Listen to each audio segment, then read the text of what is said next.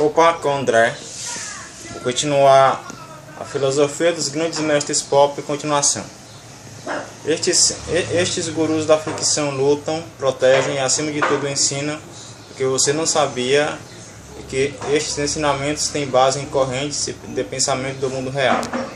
Mestre Yoda do Guerra nas Estrelas. O medo é o caminho para o lado sombrio. O medo leva a raiva leva ao ódio, o ódio leva ao sofrimento. Assim como Yoda, o pensador Sêneca defendia que uma ira despendida acaba em loucura. Por isso a ira deve ser evitada para conservar não apenas o autodomínio, mas também a própria saúde. Em resumo, a reflexão de Yoda ensina a ter paciência e coragem para aceitar que não temos o controle sobre todas as coisas. Outra frase. Muitas das verdades que temos dependem do nosso ponto de vista. É uma questão de interpretação, sugere o mestre Jedi. Segundo o filósofo Immanuel Kant, a realidade não é o que realmente é, mas como nós a enxergamos. Ou seja, a lição dessa concepção que encara os fatos como sendo discutíveis é que ninguém pode ser dono da razão.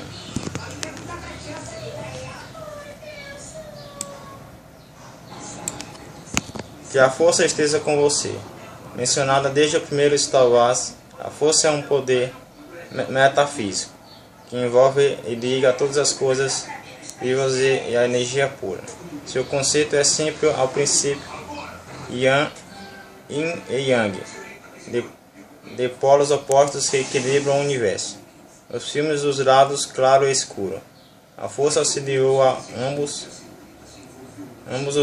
os bons e os maus, enquanto competiam por poder. Mestre Splinter. A morte vem para todos nós, mas muito pior é morrer sem honra. Para Splinter, assim como para os samurais seguidores do Bushido, o código de ética desses guerreiros para viver com virtude, a honra era tudo mesmo após a morte. A falta dela implicada na traição aos princípios da justiça e da realidade, e o único jeito de recuperá-la seria se o desonrado cometesse suicídio. Mestre dos Magos. O lar é o reflexo do coração. A casa mostra como está o astral de quem vive nela. E o que prega a arte milenar chinesa Feng Shui, que busca o equilíbrio emocional das pessoas com o mundo físico. No livro Zhang Shu, do mestre taoísta Guo Pu, e a mente e os sentimentos provocam estímulos externos que determinam a maneira de viver. Professor Alvin Dumbledore. Claro que está acontecendo em sua mente, mas por que isso significa que não é real? Nesse diálogo com Harry Potter fica claro que a noção de realidade do diretor de Hogwarts é a mesma que existia na Grécia Antiga, na obra de Platão. Para esse filósofo, o que se capta pelos sentidos é apenas uma fração da própria realidade, que consiste na imaginação, assim o mundo real deveria ser interpretado como uma representação. Não tem a pena dos mortos. Harry tem a pena dos vivos. Em cima de tudo, a daqueles que vivem sem amor. Dumbledore só poderia ser grego, assim como ele, o filósofo ateniense Epicuro enxergava a morte sem drama. Para ele, a vida seria um conjunto de átomos que se desenvolveriam para mais tarde se reunir e criar novos seres.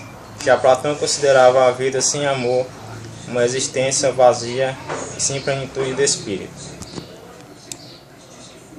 Professor Charles Xavier. Por pior que pareça, essa dor te deixará mais forte. Coincidência ou não, a reflexão de Xavier corresponde à famosa frase: o que não causa a minha morte não deixa mais forte, nos deixa mais forte, do filósofo alemão Friedrich Nietzsche. Contrário à opinião de que o sofrimento é ruim, Nietzsche, contrário à opinião de que o sofrimento... Nietzsche defendia que sem dor não haveria como treinar a existência para alcançar o sucesso. A ficha de O Rei Leão, a ficha. O passado pode doer, mas do jeito que eu vejo, você pode fugir dele ou aprender com ele. Pois não é que o macaco tinha razão? Para o filósofo Nietzsche, por mais que se queira planejar o futuro, é impossível modificar o passado. Com isso ensina-se que, quando não se aceita a passagem do tempo, ele é capaz de nos aprisionar. Outra frase de Afite: para conseguir o que quer, você deve olhar além do que você vê. Em O Rei Leão 3, foi a vez de o Suricate Timão se consultar com o Sumo. Para ele, o conselho veio do filósofo de Platão, que buscou mostrar que para enxergar a realidade material é necessário ultrapassar os próprios sentidos e encarar o visível com a percepção mental. Gandalf, do Senhor dos Anéis. Você pode encontrar as coisas que perdeu, mas nunca as que abandonou. A frase do mago eremita caberia na fábula Os Viajantes e o Urso. O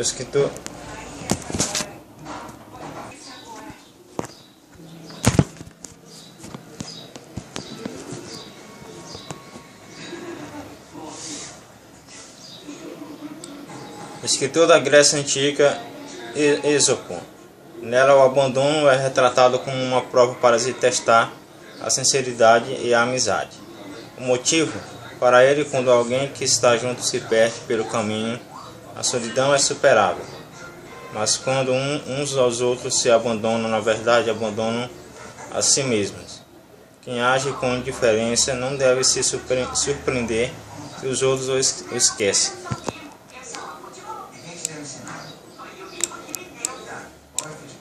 Para os olhos tortos, a realidade pode ter um rosto desvirtuado.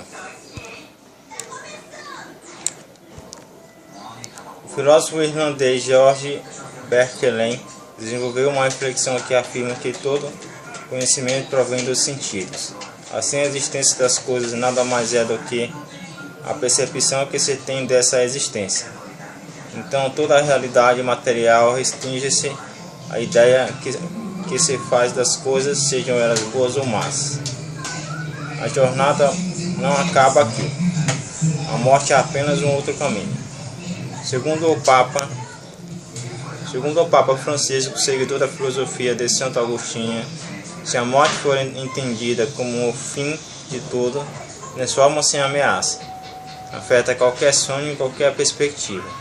Portanto, para ele, a morte é como uma porta que deve ser atravessada com fé e amor numa continuidade feliz e sem fim.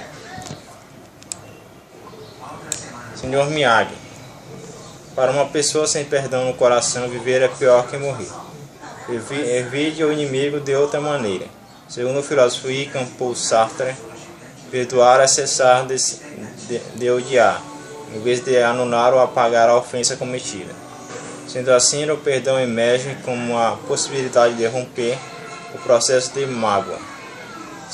Sem ele, o ofendido jamais conseguirá prosseguir em paz. Morpheus: há uma grande diferença entre conhecer o caminho e trilhar o caminho.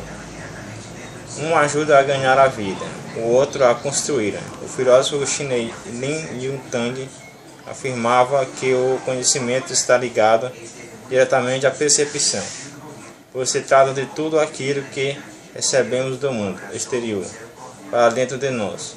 Já o trilhar seria a sabedoria, ou seja, o conhecimento que foi posto em prática e assimilado. Valeu.